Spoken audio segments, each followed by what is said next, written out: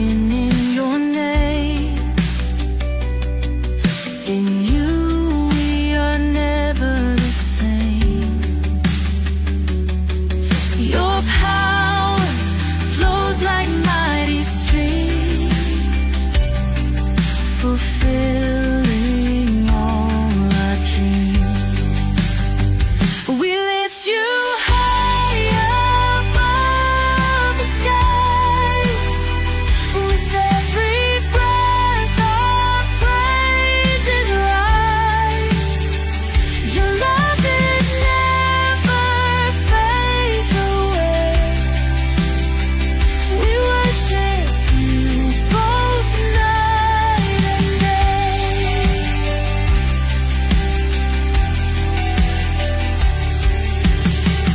Your name is power, life, and peace. By your word our fears release. You are the hope that fills our soul.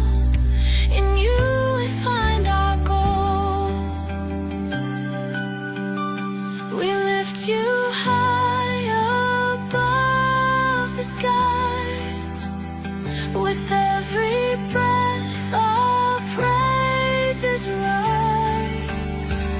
Your love, it never fades away.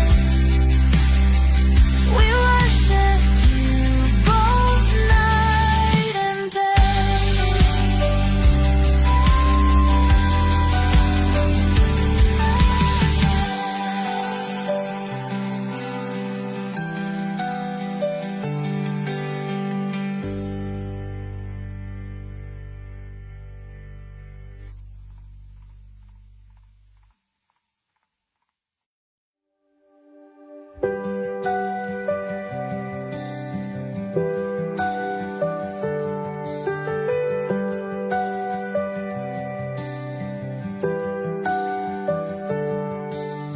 Darkness fades when you are near. Your light breaks through our deepest fear. You make the broken heart rejoice. In you we find our voice. We lift you high above the skies. With every breath our praises rise. Your love, it never fades away. We worship you both night and day.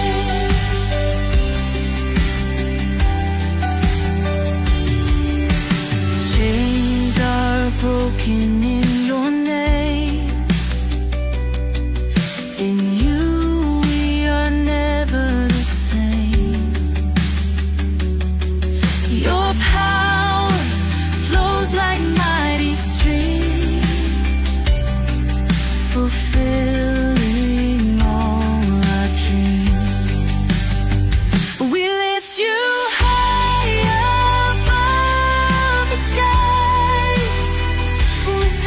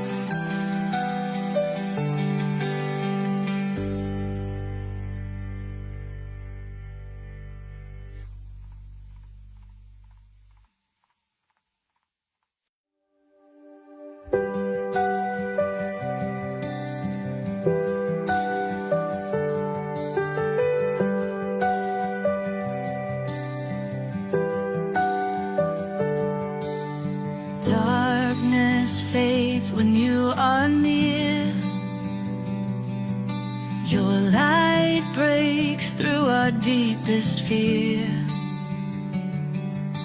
You make the broken heart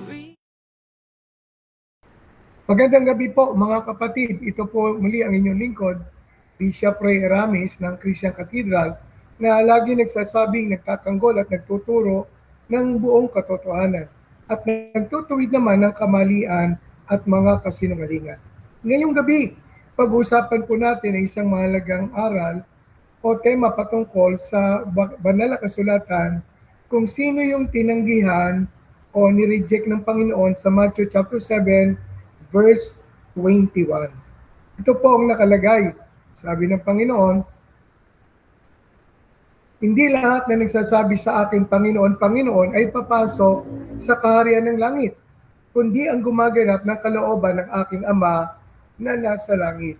Ang Panginoon po ay nagbigay ng warning dito sa Matthew 7:21, hindi ho lahat ng tumatawag sa pangalan ng Panginoon ay papasok sa kaharian ng Diyos. Kasi parang contradicting, sabi ni Lord, yung tatawag sa kanyang pangalan will be saved. Ito naman, tumatawag pero hindi saved. Kaya ating aalamin po ngayong gabi, ano ba itong winarning ng Panginoon na kailangan pong tayo ay maging aware. Itong mga tao na to, tumatawag kay Lord pero hindi tinatawag ni Lord. Bakit? Kasi sa John chapter 10 verse 3, sabi ng Panginoon, nakikilala ko yung ganang akin. At yung akin, tumatawag sa akin. At yung sa akin ay tinatawag ko sa kanilang pangalan. Nabasa natin na isang side lang yung tumatawag. Yung mga tao tumatawag sa Panginoon. Pero ang Panginoon, hindi naman sila kilala. At ang sabi ng Panginoon, hindi ko kayo kilala. So ito yung mga taong nag-aakala na sila ay sa Diyos, pero hindi naman pala sa Diyos.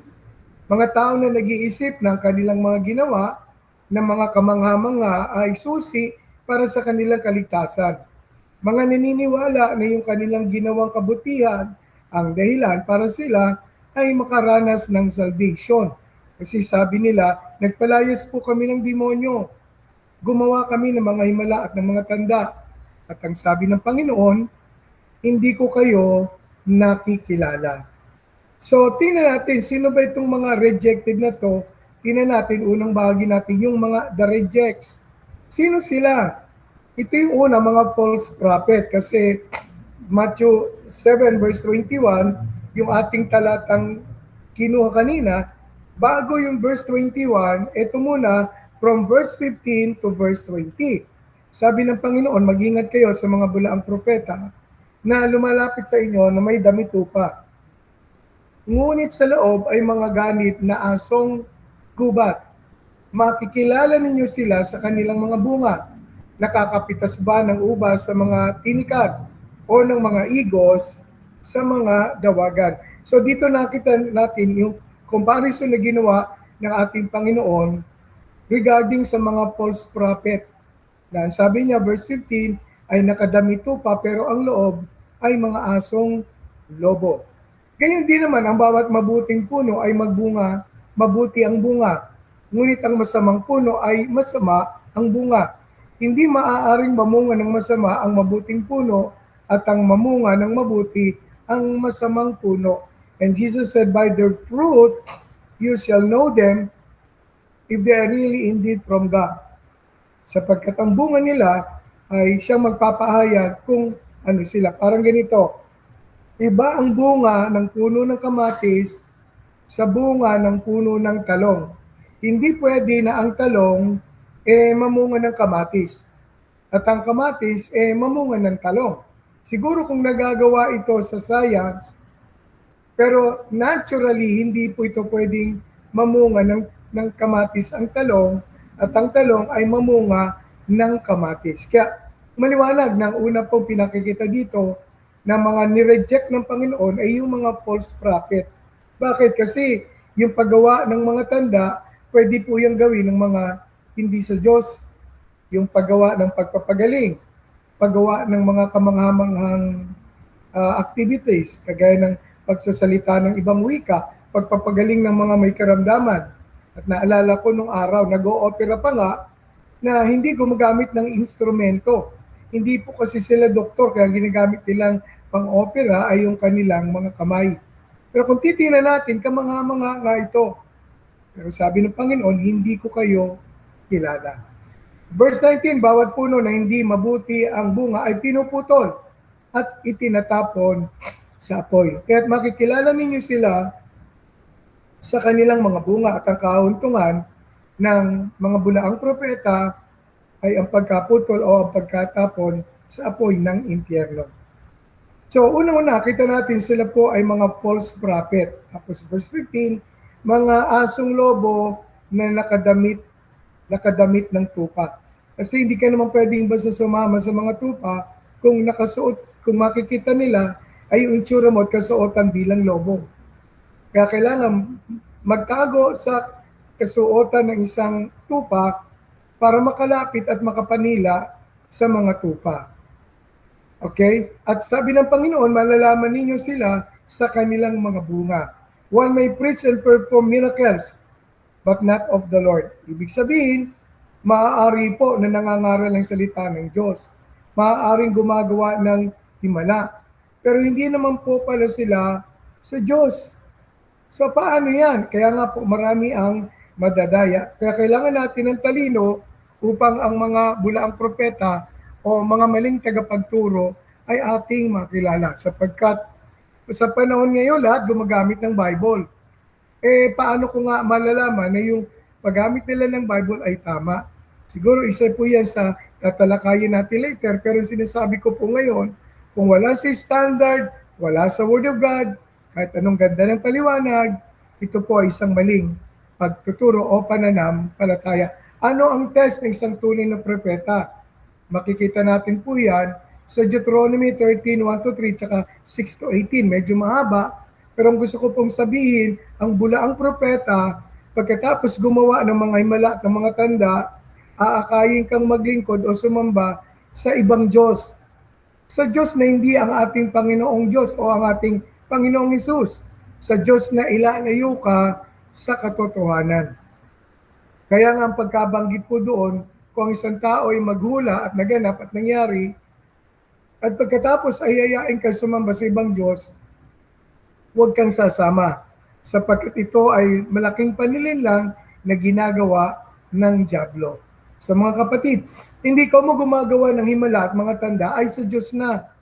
Tayo pa naman pong mga Pilipino mahilig sa mga himala. Konting himala lang, madali tayong napapaniwala. Kaya yung mga taong mahilig sa mga himala ang madaling madaya ng mga false prophet. So anong basis natin para natin malaman na tama o mali ang turo? Wala po iba kundi ang Word of God. So we can know the false and the true through the Word of God.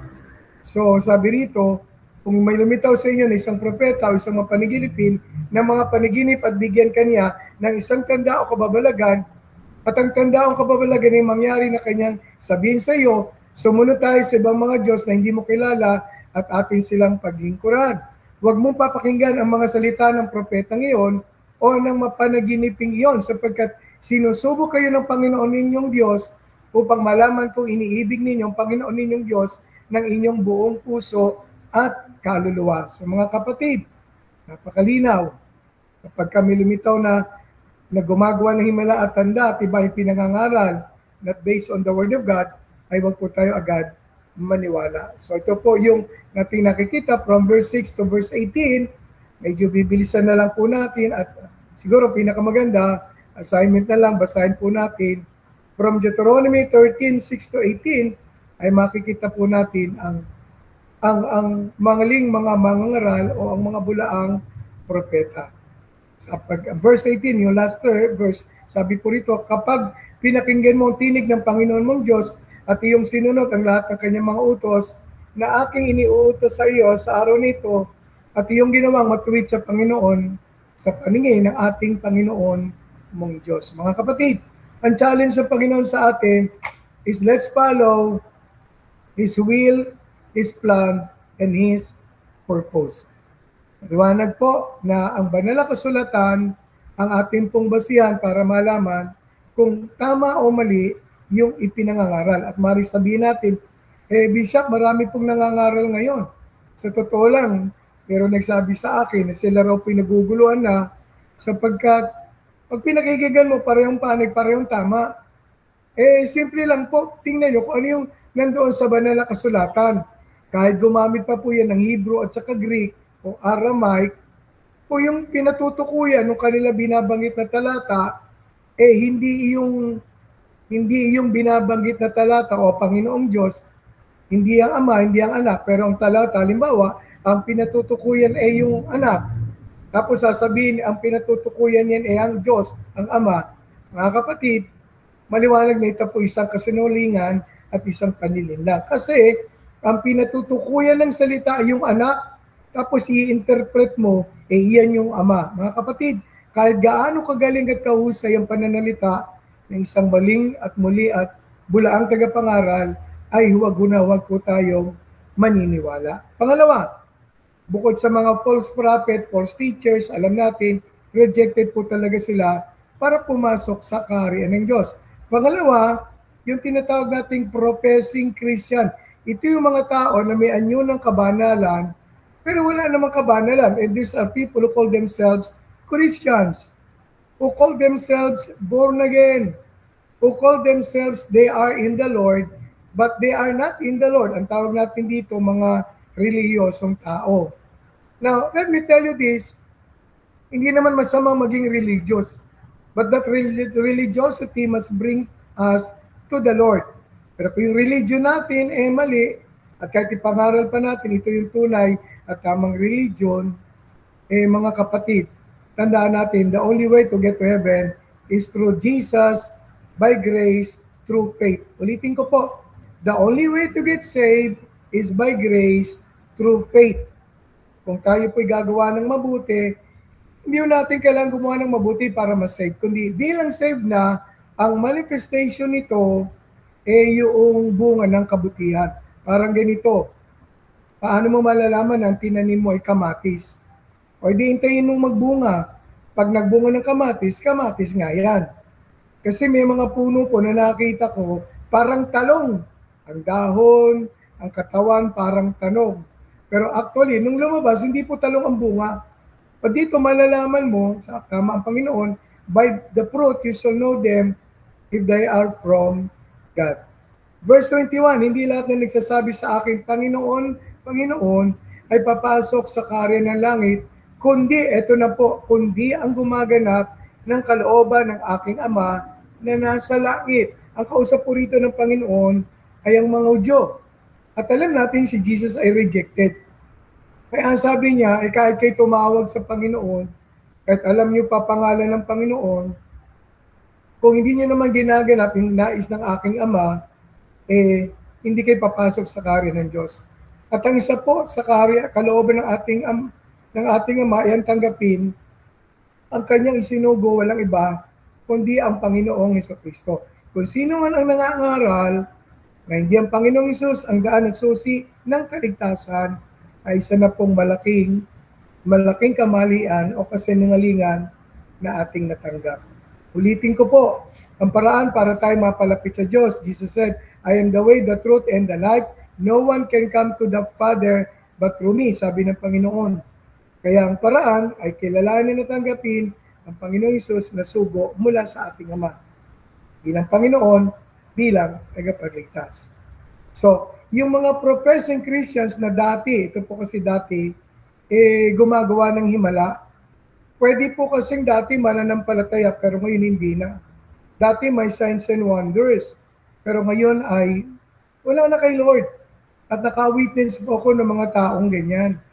Kaya ang tanong ko minsan, yung bang ginagawa nyo nung araw, saan kapangyarihan yon galing? Yung paggawa ng himala, yung paggawa ng mga tanda. Sabi niya, hindi ko alam, basta ginagawa ko lang yon. Mga kapatid, ang kapangyarihan na galing sa Diyos ay galing sa kapangyarihan ng Espiritu Santo. Nothing more, nothing less. Kasi ang Panginoong Hesus, na nandito sa lupa, He performed signs, wonders, and miracles by the power of the Holy Spirit. Acts 10:38. Kaya nga, sabi rito, nagpalayso kami ng demonyo. Gumawa kami ng kamangha-manghang mga gawa. At sasabihin ng Panginoon sa kanila, hindi ko kayo kilala. I never knew you. Depart from me, ye that work iniquity. Kayo na gumagawa ng kasamaan, lumayo kayo sa akin, hindi ko kayo kilala. Mga kapatid, ang totoong sa Diyos, kilala ni Lord. Sabi ng John chapter 10. At hindi lang po sila kilala ni Lord, tinatawag pa ni Lord ang kanilang pangalan kasi alam ng pastor kung alin ang kanyang tupa. At may tanda po o may mga signs o seal ang mga tupa, and that's no other than the Holy Spirit. Kaya hindi ko mo tumatawag kay Lord at nagsasabit nagtuturong kay Lord, tunay nga kay Lord. Kaya napakahalaga na ano bunga ng kanilang buhay. Kung pagkatapos mangaral, maglalasing, mambababae, gagawa ng kasalanan, nagtutungayaw, ay malaking question po ito. Sapagkat doon nyo lang po malalaman, hindi po pwede lumabas sa iisang labi ang pagpupuri at ang pagsasalita ng masama. Ito pong unang binago ng Diyos sa akin. Dati po ako'y palamura, palasinungaling, pero na ako'y makakilala sa Kanya, inalis po ito ng ating Panginoon. Kaya kung nangangaral ng salita ng Diyos, nagpupuri, nag-hallelujah, pagkatapos naman, nung magalit, inumura yung kanyang kapwa, mga kapatid, malaking question to. Talaga nga bang siya ay totoong na kay Kristo at totoo bang siya ay kay Lord? Sabi ng Panginoon, I never knew you. Jesus knew them not. Verse 23, at sabi ng Panginoon, sasabihin ko na hindi ko kayo kilala. Lumayo kayo na nagsigawa ng kasamaan. Kaya maging question din po ito sa ating gabi. Ngayong gabi, mga kapatid, kung sinasabi natin tayo ay kay Lord, kumusta ang iyong buhay? May fruit of the Holy Spirit ba? Kung walang fruit ng Holy Spirit at patuloy kayo nakikipaglaro, gumagawa ng kasalanan, isang malaking tanong, kung ikaw nga ay na-save or hindi. Hindi mo rin naman pwedeng sabihin na ikaw ay na-save, eh kahit gumawa ka at magpatuloy sa kasalanan, ay save ka pa rin. Mga kapatid, wala pong ganong aral na tinuturo ang banal na kasulatan. Pangatlo, sabi rito, yung workers of lawlessness. Paano ito naging professing? Kasi nga, ang ginagawa nila, hindi yung kalooban ng Ama, kundi yung kanilang sariling kalooban, yung sarili nilang kagustuhan. Kaya, para sa Diyos, ito ay isang lawlessness kasi hindi naka-align yung kanilang buhay on the Word of God. Matthew 6:33, seek ye first the kingdom of God and His righteousness, and all the things that you need shall be added unto you. Ano po sabi ng Word of God? Seek ye first the kingdom of God, the government of heaven, the government of God, and its righteousness and its rules. Kaya kung sasabihin mo ikaw ay nasa kingdom of God, pero hindi ka naman sumusunod sa rule niya, sa rule ng righteousness, malaking question po ito mga kapatid, if you are really saved or not. So kaya ang salvation po, makapagsasabi dyan, yun lang tao. Lalo kung tama yung paraan. Pero kung mali, pwede mo na agad hatulan sabing, mali ang paraan ng iyong kaligtasan sapagkat ang pinangahawakan mo, grupo nyo, religion nyo. Ang tinuturo ni Lord, siya lang, the way, the truth, and the life. So, maliwanag po, ang isang tunay na kay Kristo, hindi na po lumalakad sa path of unrighteousness or wickedness, kundi sa path of righteousness. Kaya tanong ko, kapatid, ngayong gabi, kumusta ang paglakad mo sa Panginoon? Remember si Enoch, he walked with God and God took him. Bakit? Nalugod ang Panginoon sa kanya, kaya kinuha na siya. So mahalaga na para tayo sa Panginoon tutungo, yung tayo lumalakad sa kanyang kalooban. Kung sasabihin naman natin na, weakness ko ito kahinaan ko ito, lagi ako dito bumabagsak. But if you keep repenting, if you feel the conviction that what you have done is wrong, palagi ko po, malaki pong pag-asa mo. Kaysa naman doon sa isang tao na ginagawa na yung mali, walang conviction, hindi man lang niya iniisip kung tama o mali, pero alam niyang mali, pero patuloy pa niya itong ginagawa. Mga kapatid, maging malaking paalala po nawa ito sa atin na manatiling ang ating konsensya ay sensitibo para pa tayo ay patuloy na lumakad sa katwiran ng ating Panginoon. Si Antikristo at ang kanyang false prophet, pagdating po niya, Dadating po siya, dadayain niya ang buong mundo. Bakit? Yung first beast sa Antichrist, sa Revelation 13, 1 to 4, ay dito po natin makikita na siya ay umahon mula sa dagat. And that seas represent nations and people. The Antichrist will be coming from people. Ang tunay ni Christ galing ng heaven. So ulitin ko po, difference ni Antichrist at ni Christ. Si Antichrist galing sa mga tao. Ang sabi doon, umahon sa dagat. That represent nations and people. Ang tunay na Kristo, galing sa heaven, galing sa Ama. Yung pangalawang hayop, the second beast, yung false prophet. Remember, mga kapatid, si Jesus Christ may forerunner, si John the Baptist. Yung Antichrist, meron ding forerunner, yung false prophet. In Revelation 13, 11 to 18, makikita po natin na sila gumagawa ng himala, at ang himalang yon at ang kapangyarihan galing kay Satanas. So makikita po nyo yan, at meron kayong Bible, mamaya basahin nyo po. Revelation 13, 1 to 4, the first beast, the Antichrist. The second beast, the false prophet. Revelation 13, 11 to 18. Gagawa ng himala, pati yung larawan ni Antikristo ay magkakaroon ng buhay dahil sa kapangyarihan ng false prophet. Kaya marami pong madadaya sa panahon ng pagdating ng false prophet at ni Antichrist.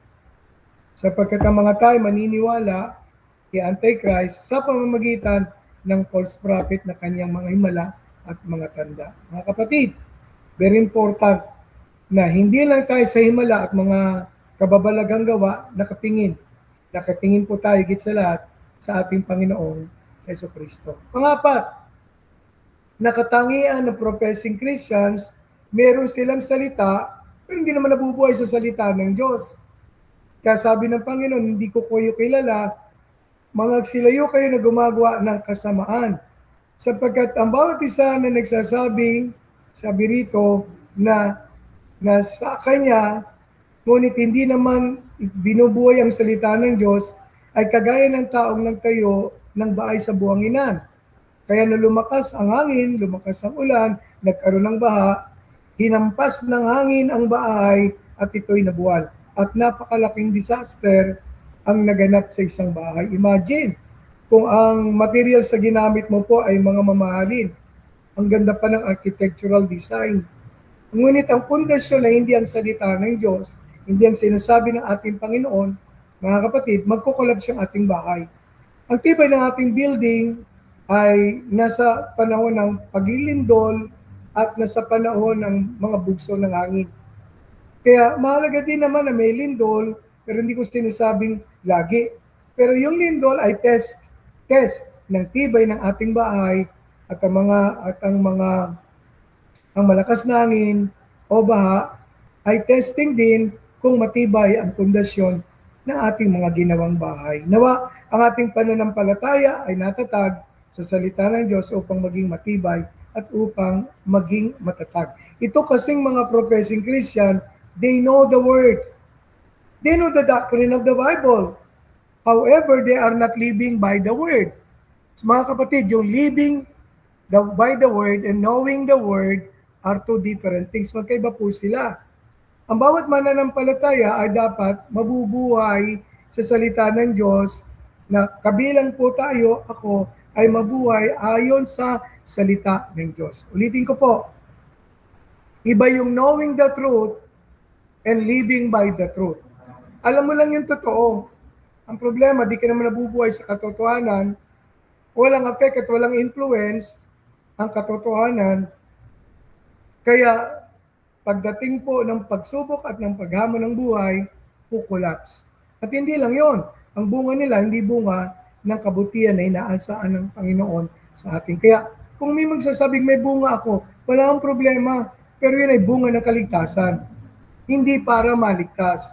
Kundi ligtas ka na, kaya bunga na lang po iyon. Ulitin ko po napaka mahalaga na maunawa nating si Kristo ang kaligtasan.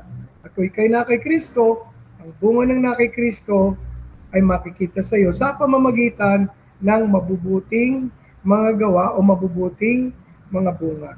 Hindi para maligtas, kundi bunga ng kaligtasan. Panlima, yung mga natalikod o tumalikod, the apostates, ito po yung mga rejected. So, yung mga false prophet, professing Christians, ito po, panlima, apostate. Sabi ng Banal na Espiritu, sa huling panahon, o wakas ng panahon, maraming tatalikod sa pananampalataya na makikinig sa aral ng mga demonyo at doktrina at aral ng mga demonyo. They will listen to what is wrong rather than on the truth. Sa panahon po ngayon kasi, magagaling mahuhusay ang mga kultong pananampalataya. Ang galing nilang magturo, kaya pati yung mga na kay Kristo na nalilinlang o nadadaya pa nila. At sabi nga ng iba, nag-aaral yun, nag-masteral yan eh. 2 times na siya magkaroon ng masteral degree. At meron pa ako nakitang ganyan mga kapatid. 2 beses, nag-seminaryo, nag-masteral, nag-doctorate. Aba, kalaunan sa religyong mali pa napunta. Sapagkat ang pag-aangkin nila, sila raw po ay na kay Kristo. Pero ang pinaniwalaan nila, yung wala namang reliyon na hindi kay Kristo. Paano nagkaganon? Bisa paano po sila nadaya? Pag dumating po, ito sabi rito, giving heed to seducing spirits. Nakinig lang muna naman sila. At sa kanilang pakikinig, nagandahan, kalaunan, nakuha yung atensyon, nang makuha yung atensyon, yung kanilang narinig, pumasok sa isip, pumasok sa puso. Lalo na sabi rito na ang pangangaral ay yung nakakakiliti sa kanilang tenga. Darating ang panahon, ang pakikinggan ng mga tao yung nakakatuwa. Hindi naman masama yung nakakatuwa. Ang nahirap lang sa nakakatuwa, hindi mo na alam kung tama o mali. Lalabas ka nakarinig na pangangaral na nakakatuwa, hindi mo alam kung tama ba ito mali kasi nakakatuwa, hindi siya foundational. Instead, motivational. Again, nothing wrong about motivational speakers. Kung tayo po'y Christians at motivational speaker, good speakers ka, wala pong masama. Pero dapat lagyan natin ng foundation. Kasi kung walang foundation, yung lahat ng motivational, that they will, one day, your faith will going to collapse. At you can never know you are deceived. Sapagkat minsan ako'y tinanong, paano nila hindi nalaman na sila yung na-deceive? Hindi mo na po talaga malalaman that you're deceived because you are already deceived. Kaya kailangan dito ng talas ng pananampalataya at ng discernment para malaman mo kung alin ang tama, kung alin ang mali. Mga kapatid, kapag ka ikaw ay na-deceive, you will never know you're deceived because you are already deceived. In 1 Timothy chapter 4 verse 1, marami ang tatalikod saan? Sa pananampalataya. Ang pinaka-sentro po ay yung faith. Kaya sabi ng Apostle Paul, fight the good fight of faith. Nang siya po'y mamamatay na, sabi niya, I fought the good fight of faith. Ako'y nakipaglaban sa pananampalataya. Now I am ready to be poured out. Ang buhay pananampalataya, ang buhay Kristyano, ay buhay pananampalataya at pakikipaglaban para sa pananampalataya kay Kristo. So pwede yung bang natalik? Oo, si Dimas, sa 2 Timothy 4:10, inibig niya ang sanlibutan. Kasama po ito mga kapatid ni Apostol Pablo.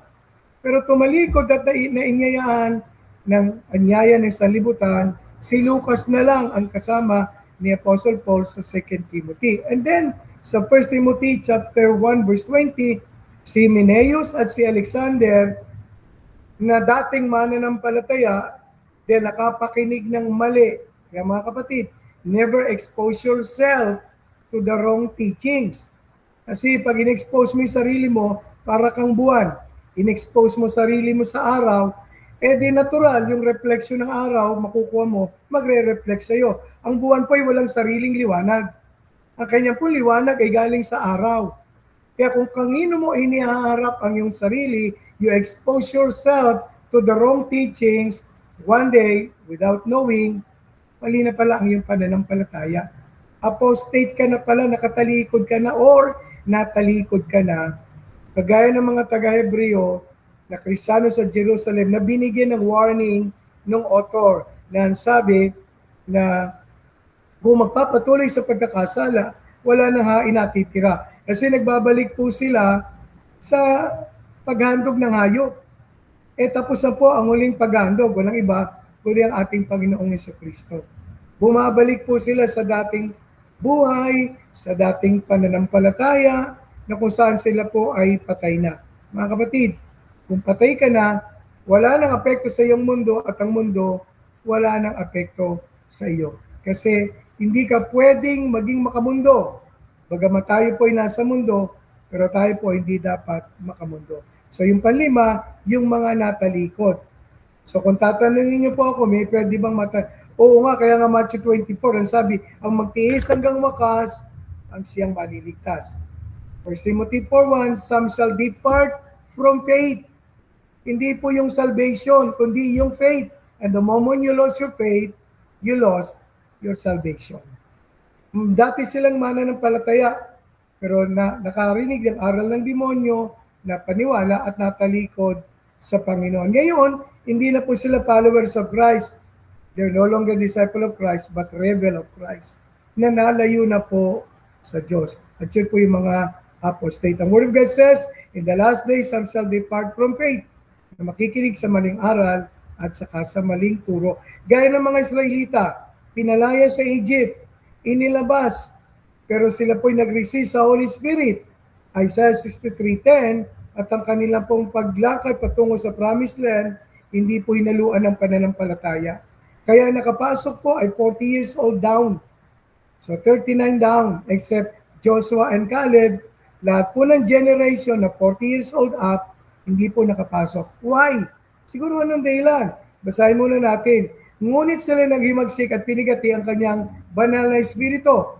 Kaya't siya'y naging kaaway nila at siya mismo ay lumaban sa kanila. So ito po yung bansang Israel. They rebelled against the Holy Spirit. At ito po ang Holy Spirit na sana'y po-protect sa kanila, natural, kaya nalaban mo yung napakabuti at napakabait na espiritu, sa halip na maging kakampi mo, naging kalaban mo. Kaya po, lahat ng 40 years old up ng bansang Israel, milyon pong lumabas doon na inilabas ni Moses, hindi po nakapasok sa Promised Land. Kaya tabang nananatiling bukas ang pangako makapasok sa kanyang kapahingahan, Hebrews 4:1-2, mag-ingat tayo na baka sino man sa inyo hindi makaabot doon. Ito po yung warning ng writer ng Book of Hebrews. Verse 2, sapagkat dumating sa atin ang magandang balita, gaya rin naman sa kanila. Na sino yung kanila? The Jewish people na ilalabas ni Moses mula sa Egypt. Ngunit hindi nila pinakinabangan ang pangangaral na narinig nila. Sapagkat hindi sila naging kalakip sa pamamagitan ng pananampalataya ng mga tao na nakarinig, not being mixed with faith in them that heard it. Yung mga nakarinig ng kanilang ebanghelyo sa pangangaral ni Moses, hindi yung nakapasok. Bakit? Si Dotan at saka yung pong kanyang mga kasama, namatay nga sa pagre-rebelde kay Moses. They never heard the word of Moses. They heard but they never understood. And they never lived according to the word of God. Kaya, mga kapatid, ang buhay Kristiyano ay lakad ng pananampalataya from the beginning to the middle and to the end. From the start to the end, Christian walk is a Christian faith and faith for living, or living by faith. Kaya mahalaga po na tayo'y nananampalataya sa pananampalataya, nananatili sa pananampalataya. Tingnan naman natin tinanggap, the accepted. Ito yung gumagawa ng nais ng kanyang ama. Verse 21, but he that doeth the will of my Father which is in heaven. We receive Jesus as Lord, as God, as Savior. We believe one God and then one Redeemer. And we believe in one God in three persons, Father, Son, and Holy Spirit. So kasi po maliwanag pa sa sikat ng araw, ang banal na kasulatan ay nagtuturo na iisa lang ang Diyos, pero tatlo kanyang persona. Itong mga nakinig ng salita ng Diyos, na buhay sa kalooban ng Ama, ang kanilang buhay ay itinatag sa salita ng Diyos. Tulad sila na nagtayo ng bahay sa ibabaw ng bato. At dahil sa ibabaw ng bato, umampas ang tubig, umulan, tumaas ang tubig, lumakas ang ihip ng hangin, na natili yung matatag at matibay ang bahay. Sapagkat ang tinayo nila ay bahay ng pananampalataya. Kaya mga kapatid, kung may mga pagsubok at hamon ng buhay, may mga kapigatian, ito po'y normal at natural na bahagi ng buhay Kristiyano. Sapagkat tayo po'y nabubuhay sa fallen world. That's why the fallen world will affect us. But let me say this, though the fallen world, we are living in this world, parang ganito, para mas madali natin maunawan, tayo po'y nasa mundo, pero hindi tayo makamundo. Tayo po'y nasa mundo, at ang nagaganap sa mundo, bahagi, at nararamdaman din po natin. Pero hindi tayo dapat ma-apekto. Kagaya ni Demas, nung inanyayahan ng sanlibutan, na pa-apekto at naiwan ng pananampalataya, at sumama sa anyaya ng sanlibutan. Ayon sa 2 Timothy chapter 4, verse 10. Ito yung believing na ang buhay nila ay walang iba kundi ang salita ng Diyos. Mga mananampalataya, ang buhay ay ang salita ng Diyos. Kaya sila po'y kinikilala, tinatawag na living epistles. Nababasa, nakikita at nababasa ang salita ng Diyos sa pamamagitan po nila. Ito sabi ni Apostol Pablo sa 2 Corinthians 3:1-2. Magsisimula pa ba kaming muli na purihin ang aming sarili o kailangan ba naming gaya ng iba na mga sulat ng papuri sa inyo o mula sa inyo? Kayo mismo ang aming sulat na nasusulat sa aming mga puso, nakikilala at nababasa ng lahat ng mga tao. Natural, kung ano kinakain mo, it will reflect and manifest to you. Magkakain ka ba naman ng taba, edi natural, ma-high blood ka. Magkakain ka ng matamis, edi natural, magiging diabetic ka. Magkakain ka ng maalat, edi natural, magkakaroon ka ng UTI, sickness or disease. Magkakain ka ba naman lagi ng kulay orange gaya ng carrots, edi natural, magkukulay orange ang iyong balat kasi kung ano kinakain mo, kung anong pinapasok mo sa isip mo, sa puso mo, yun ang lalabas sa iyo. Garbage in, garbage out. But clean in, clean out. Kaya napakahalaga po ng ating nakikita at naririnig, sabi ng Word of God, abstain from any form of evil. Lumayo kayo sa anumang anino ng kasamaan at katiwalian. Mga kapatid, let the Word be our food. And so that food will be manifested on our lives. At yung mga nagsasubmit sa Lordship ni Jesus Christ, yun po ang papasok sa kaharian ng Diyos. Pagtanggapin ng Panginoon, hindi lamang po bilang Savior, kundi bilang Lord. Yung 10 virgins, makita po natin, kagaya no last Tuesday, pinangaral natin, 5 lang ang nakapasok, 5 hindi kasi yung 5 ay hangal. In other words, kasi yung 5, hindi nabuhay sa ilalim ng banal na Espiritu, wala silang langis which is a symbol of the Holy Spirit, and they're living not in the Lordship of Jesus. Kaya sabi ng Panginoon, hindi ko kayo kilala. Napagsaran po sila. Nawa, tayo po ay hindi magaya ng 10 birhen na napagsaran. Pwede bang magsara ang kalangitan? Ayun po, sa banal na kasulatan, yung 10 birhen na 5 lang ang nakapasok kasi iba 5 mangmang, hindi po nila kinilala si Jesus na Lord. Bakit po? Ang promise ng salvation and Lordship and resurrection of Jesus na tinatawag nating grace na matatanggap sa pananampalataya. Ayon sa Roma 10:9, sapagkat ipapahayag mo sa pamamagitan ng iyong bibig si Jesus na Panginoon at sasampalataya ka sa iyong puso na binuhay siyang muli ng Diyos mula sa mga patay ay maliligtas ka. Anong premise of salvation? The Lordship and the resurrection of Jesus. Ang tawag po doon ay grace, could be attained or received by faith. Sapagkat sa pusong tayo nananampalataya, kaya't itinuturing na ganap at sa pamamagitan ng bibig ay nagpapahayag kaya't naliligtas. Mga kapatid, let the mouth and the heart speak only for one thing. Kung anong sinasabi, yun ang ginagawa. Kung anong ginagawa, yun ang sinasabi. Kasi ang buhay natin ay kung ano ang iyong ipinaso, siyang lalabas sa buhay mo. Kaya tamang Panginoon, by their fruit, you shall know them. Halimbawa, yung kriminal sa kagiliran ng Panginoong Hesus, yun nasa kanyang kanan. Bakit po? Minsan tinatanong ako, bakit po siya nakapasok? Kasi po sabi niya, and he said unto Jesus, Lord, look for the word Lord, remember me when thou comest into thy kingdom. And Jesus said unto him, Verily I say unto thee, thou shalt be with me in paradise. Bakit? Kinilala niya si Jesus bilang Lord. In a kingdom po, hindi mo lang tatanggapin ang hari bilang iyong tagapagligtas o nakakasakop sa iyo, kundi tatanggapin mo rin siya, ang kanyang kalooban, ang kanyang kautusan bilang Panginoon. Bakit? Kasi sabi niya, Lord. Si Pablo, sabi niya, Who art thou, Lord? And the Lord said, I am Jesus whom thou persecutest. It is hard for thee to kick against the pricks. Ang tawag ni Pablo kay Jesus na mapakita sa daang Damascus ay Lord. Because the word Lord means owner, controller, leader, or owner of your life. Kaya very important na si Jesus ay hindi lang po natin Savior, kundi Lord. Na the word, kung ano gusto niya, siyang masusunod. Hindi yung narinig natin sa kanan, lalabas sa kaliwa.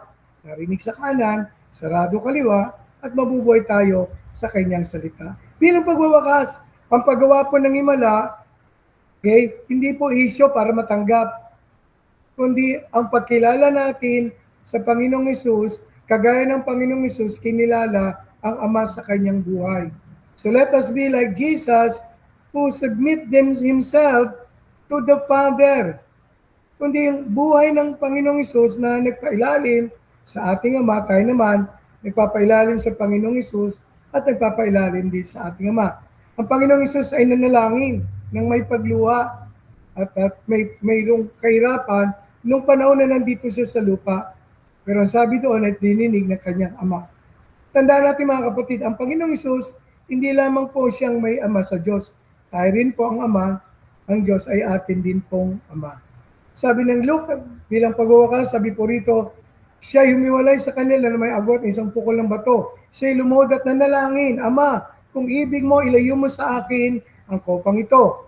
Gayon may huwag ang kalooban ko ang mangyari, kundi ang sa iyo. Sa kanyang matinding paghirap ay nanalangin siya ng higit na taimtim, at ang kanyang pawis ay naging gaya ng malalaking patak ng dugo na tumutulo sa lupa. You can see the agony of Jesus to submit to the will of the Father. Bakit? Hindi naman po kasi madali ang mamatay sa cross. At yung sakripisyo na ginawa niya para sa atin, in fact, dumating yung time na sabi niya, kung maaari, lumampas.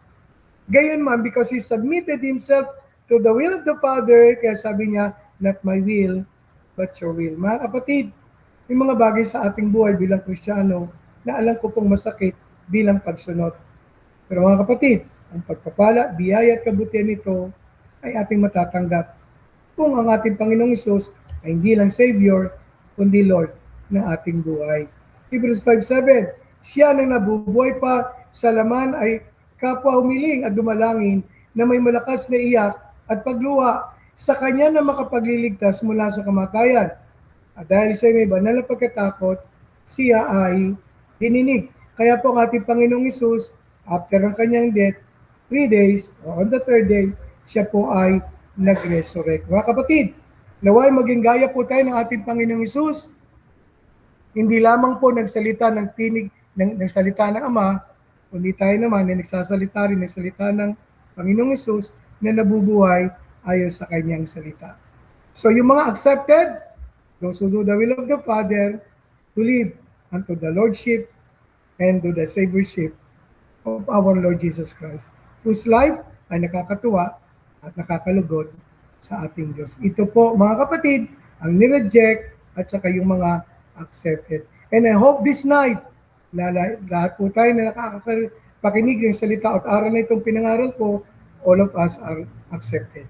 None will be rejected, all of us are accepted in the name of Jesus. Magandang gabi po at palain po tayo ng ating Panginoong Diyos. God bless you po. God bless you po.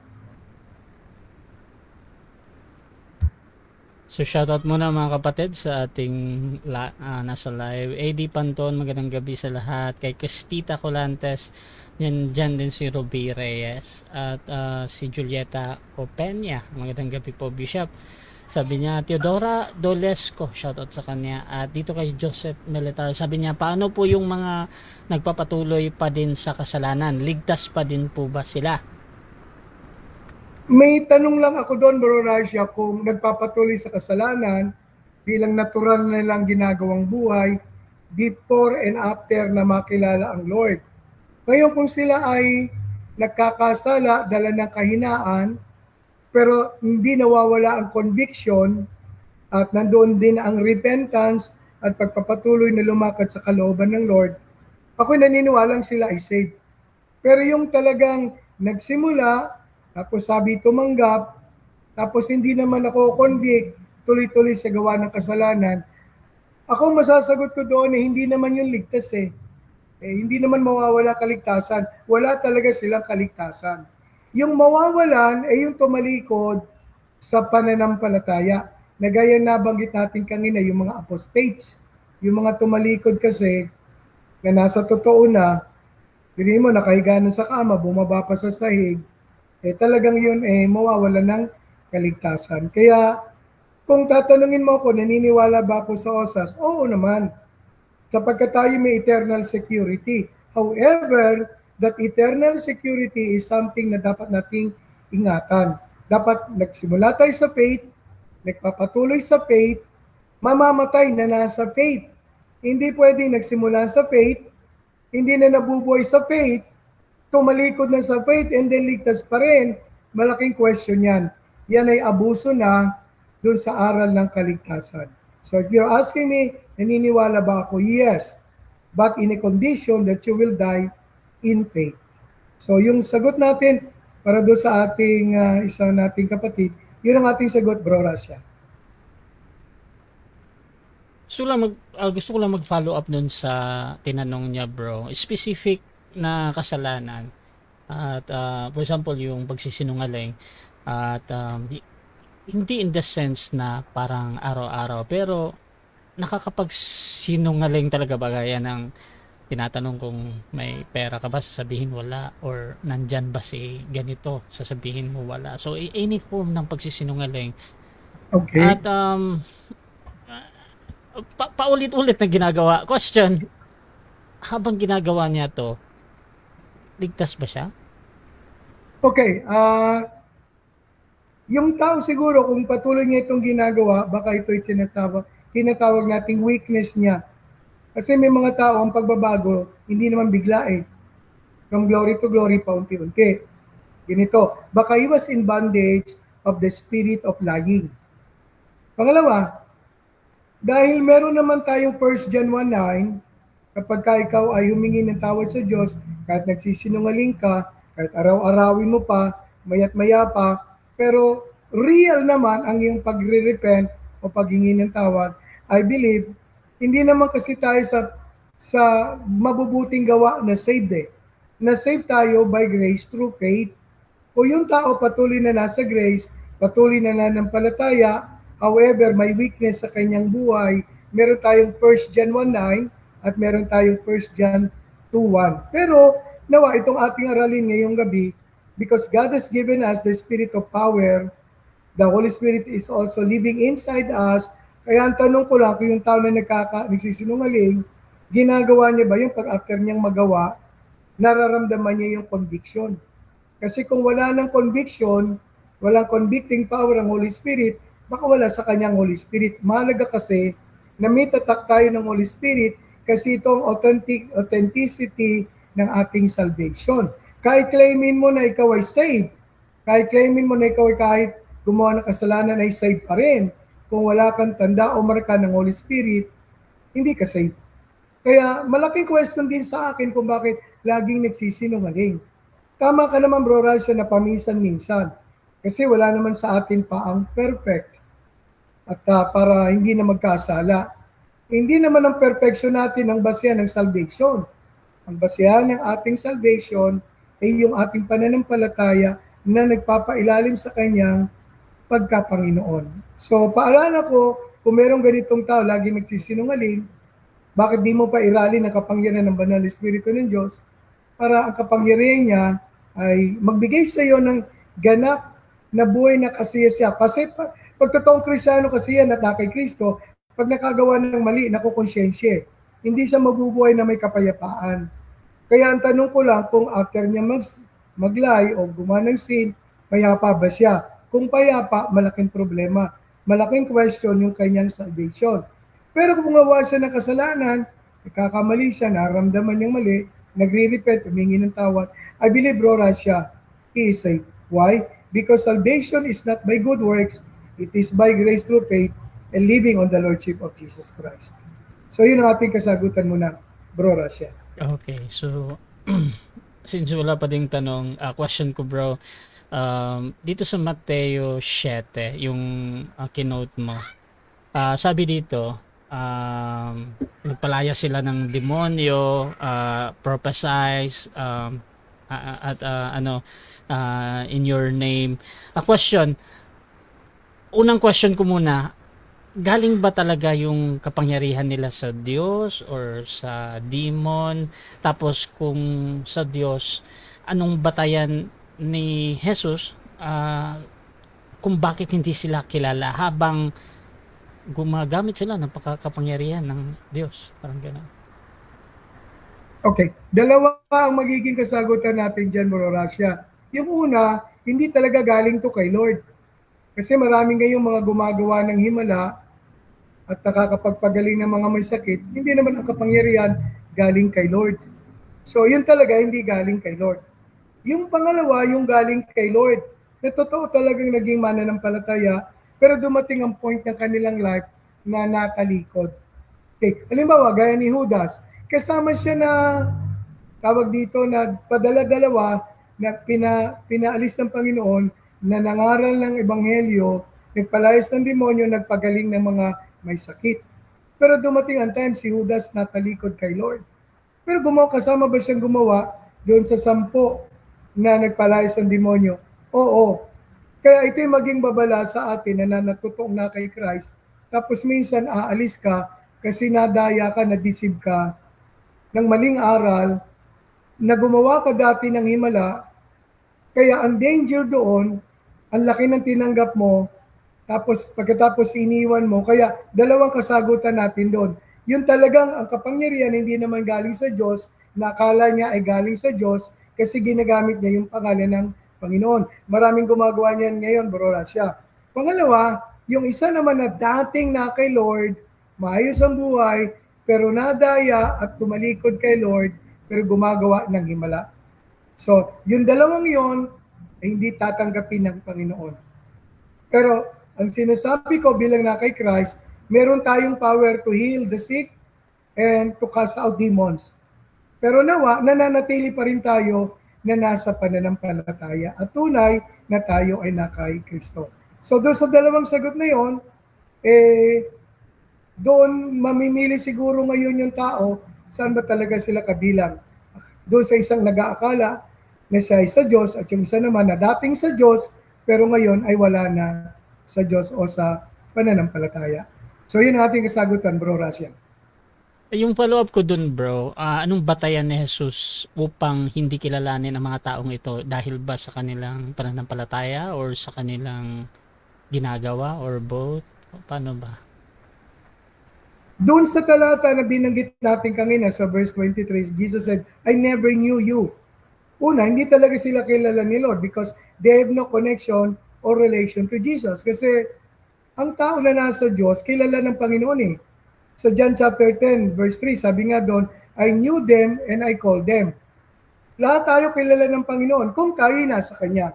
Pero kung tayo wala sa Kanya, nandoon yung denial na hindi nga niya tayo kilala. Maaring ikaw, kilala mo si Lord, but not by experience. Iba yung pagkakakilala sa knowing God and knowing about God. A person may know about God, but he doesn't know God. Because knowing God is about your personal relationship and experience with God. Pangalawa, ang sabi doon ay gumagawa ng mga kasamaan o kasalanan. Those who do lawlessness. So itong dahilan, kaya sila rejected. Una, hindi nga sila connected kay Jesus. Walang relationship. Pangalawa, they are living in sin. They are living in lawlessness. In other words, pag sinabing lawlessness, yung walang pakundangang paggawa ng kasalanan. Wala silang conviction ng Holy Spirit. Talagang gawa lang ng gawa ng kasalanan na hindi nakakalugod at nakakatuwa sa Diyos at hindi sila convicted. Kaya maliwanag sabi ng Panginoon, kaya sila rejected. Una, they have no connection and relationship with Jesus. I never knew you. Pangalawa, you who do the wickedness or the lawlessness. So sa dalawang dahilan yon, rejected itong mga taong ito na hindi pinapasok ng Panginoon sa kanyang kaharian. So, yun ang ating kasagutan, Bro Rasha. Okay, last question siguro, bro. Lagi itong ginagamit ng mga Baptist at itong talata na ito sa 1 Corinthians 6, 7 to 11.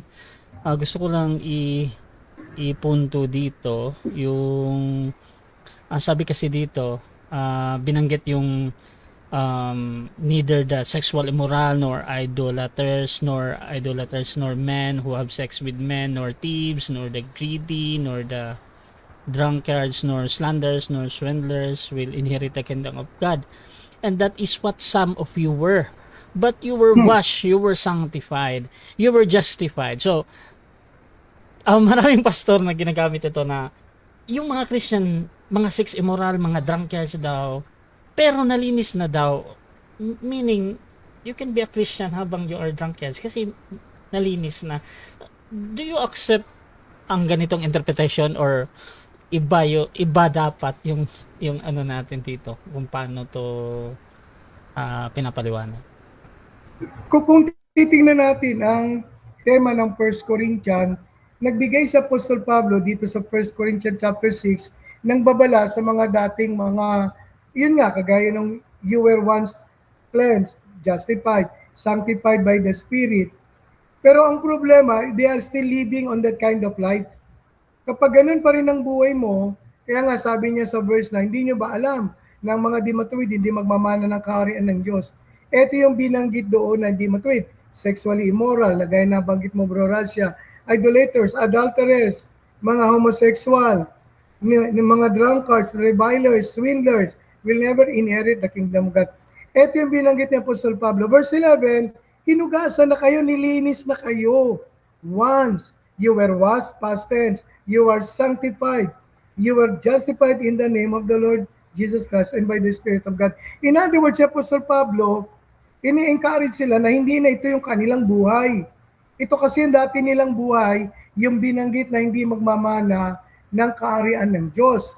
At dahil yung mga bagay na yun na hindi magmamana ng kaharian ng Diyos, kaya sila'y hinugasan, sila'y pinabanal, sila'y pinaging matuwid sa harapan ng Diyos. Kaya dahil doon, meron na silang karapatang makapasok kasi sanctified and justified. Pero nagbigay ng babala si Apostol Pablo na hindi kinakailangang mabuhay sa mga bagay na yun. Kaya pag tinignan mo verse 12, all things are lawful for me, but not all things are helpful. Kasi nangangatwiran pa mga taga-Korinto, paano gagawin namin? Ganito yung nakasanayan o mali naming buhay. Mali nga, kaya dapat baguhin. Kaya binanggit doon na you were once justified, you were once sanctified, kaya ang buhay nyo ngayon, dahil justified na, malinis na, bago na, hinugasan na, hindi na yun ang buhay nyo. Hindi na yung luma ang dati nyong buhay. Kaya nagbigay ng babala si Apostol Pablo, kung kayo mapapatuloy sa ganitong klase ng uri ng pamumuhay, you will enter the kingdom of God. Kasi yung mga practices na yon will never enter the kingdom of God. Kung gagawin nyo pa rin yun, natural, God hates sins, pero ang gumagawa ng sins yung tao, di natural, ay bubulid ng Lord, hindi lang yung sin, pati yung tao na gumagawa ng sin. Kaya yung babala ni Apostol Pablo, hinugasan na kayo, nilinis na kayo, huwag na yan at hindi na yan ang dapat ninyong buhay. Kaya kung sino man magsasabing, ganito pa rin ang aming buhay, pero hinugasan kami, nilinis kami, Bro Rasha, maling interpretasyon yun ng Word of God. Kaya nga, nagbigay ang babala ang Panginoon para hindi na itong dati nating buhay ang buhay natin ngayon. Kaya verse 12 sabi niya, hindi lahat ng bagay na ginagawa ko makakabuti sa akin. So kung ano yung makakabuti, ayon sa kalooban ni Lord, yun ang gagawin ko. Pero kung makasasama at makakabulit sa impyerno, hindi man na dapat gawin. Kasi malinis na nga, inugasan na, hindi na dapat mabuhay sa lumang pagkatao. So yun ang ating kasagutan, Bro Rasya. Ayan, thank you. At final conclusion, bro. Okay. Let me close this. Mga kapatid, ngayong gabi, maliwanag ko pong inilatag sa atin na ang buhay pananampalataya ay buhay sa ilalim ng pagkapanginoon at pagiging tagapagligtas ng ating Panginoong Kristo. We were saved because He is our Savior. But living according to His will, doon papasok po tinatawag na Lordship. Mga kapatid, nagsimula tayo sa pananampalataya, nabubuhay tayo sa pananampalataya, mamamatay tayo nasa pananampalataya sa ating Panginoong Kristo. Ito ang tunay na tinanggap ng Panginoon na buhay sa kanyang kalooban, ikinagalak ang gawin ang kalooban ng ating Ama. Magandang gabi po at pagpalain po tayo ng ating Diyos, ng ating Panginoong Diyos. God bless you all. God bless you all po. Okay mga kapatid, so dyan nagtatapos ang podcast ni Bishop Erame. So every Tuesday na yan, every 7 p.m. mga kapatid, magpo-post kami ulit ng mga new topics pa din. Siyempre, huwag kayong mahiyang magtanong dyan dahil siskapin ni Bishop Erame nasagutin pa ang inyong mga question. So please subscribe yung ating YouTube channel, Russia Debates TV. At maraming salamat. This is Admin Russia ng Russia TV and